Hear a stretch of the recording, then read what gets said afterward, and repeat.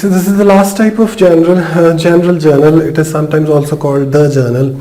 This is the sixth type of journal basically.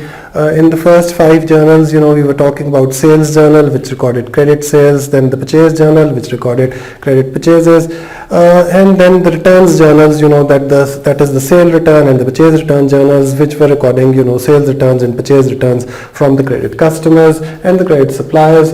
And then, we were also basically talking about the cash book in the previous clip as well, which records all the cash and bank related entries.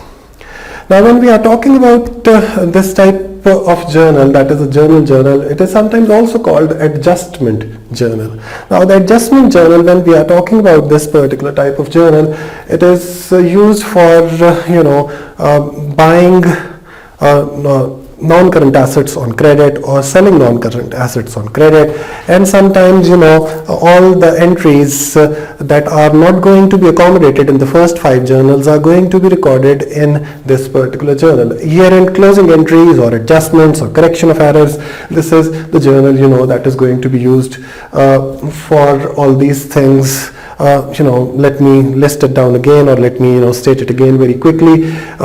Purchase of motor vehicles on credit, sale of motor vehicles on credit, bad debts, recording or writing off of bad debts, and drawings of goods. All these type of entries are going to be recorded through the general journal. Now, in this particular journal that is written in front of you, we have motor vehicles debit and Mr. C credit. Motor vehicle has been purchased on credit. Now, this particular explanation of the entry is called narration. So narrations have been written for all the three entries in this case. Sometimes the narrations are required, sometimes they are not required, but generally speaking you have to know, you should be able to explain what you have done in the transaction that has taken place.